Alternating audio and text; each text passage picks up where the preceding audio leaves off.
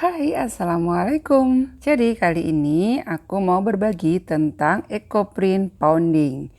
Jadi secara teknik, ekoprint dibagi dua pengerjaan, yaitu teknik panas dan juga teknik dingin.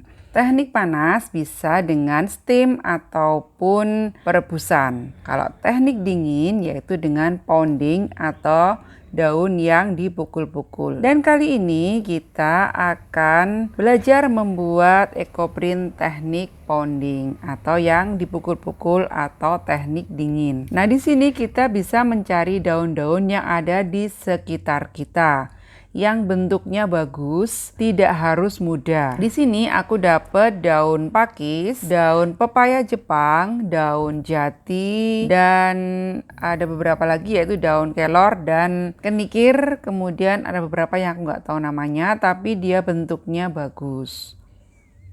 Nah, di sini kita siapkan untuk kainnya. Kain yang kita pakai sebaiknya yang tebal dan padat, seperti kain belacu ataupun kain kanvas.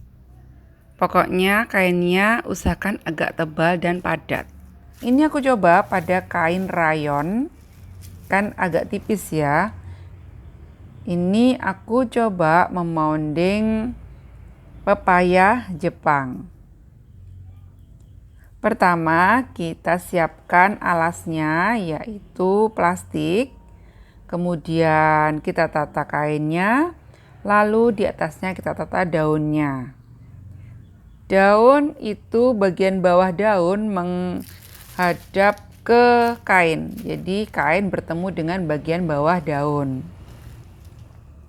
Lalu di atasnya kita letakkan lagi plastik supaya pada saat kita memukul itu tidak langsung ke daun. Untuk pemukulnya kita bisa memakai palu dari kayu ataupun palu dari besi, ataupun kalau nggak ada teman-teman bisa pakai ulek-ulek atau yang dari batu itu ya.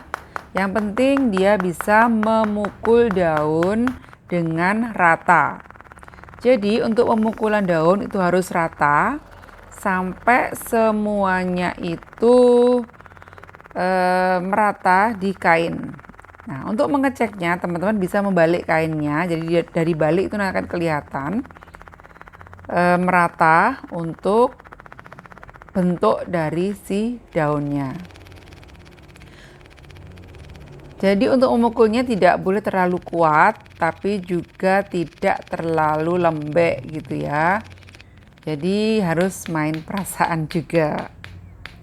Nah, setelah daun itu rata, dipukul semua, plastik yang lapisan atas kita buka, kemudian daunnya kita bersihkan dari kain. Untuk membersihkannya pelan-pelan ya. Sebisa mungkin itu untuk membersihkannya ke arah dalam.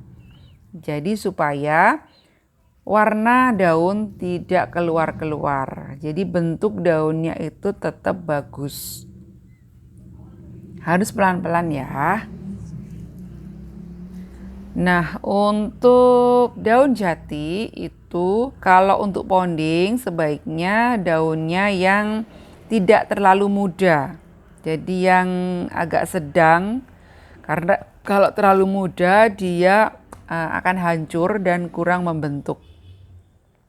Nah, ini ada juga beberapa daun yang ada di kebun dan itu aku nggak tahu namanya, tapi bentuknya bagus dan bisa kita pakai. Nah, di sini kita mukulnya harus rata. Kalau tidak rata itu nanti bentuk daunnya itu ada yang kelewat. Jadi masih putih-putih, nanti tidak sempurna. Kalau kita memukul daunnya itu bisa merata, itu bentuknya akan sempurna. Untuk membersihkan daunnya itu usahakan ke arah dalam.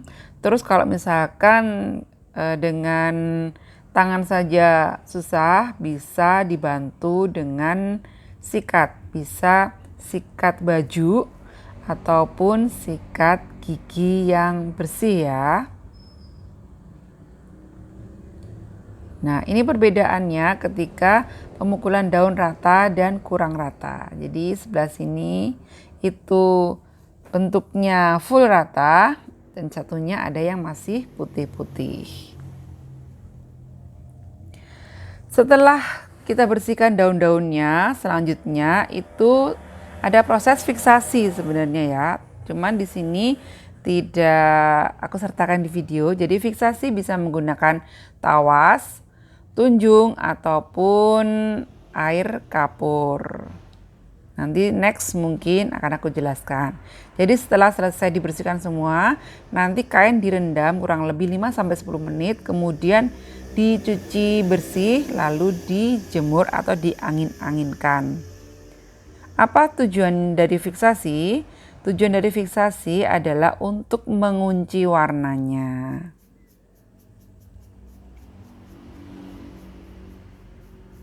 Dari kain ini bisa kita jadikan beberapa project. Misalkan bisa kita buat tas, dompet, atau topi, atau taplak, seperti itu ya. Atau biasanya kalau misalkan aku membuat ekoprint steam, tapi ada yang masih bolong kurang sempurna, bisa kita isi dengan pounding. Dan ini gambar aku ambil dari Pinterest, contoh-contoh ekoprint pounding. Oke, semoga bermanfaat.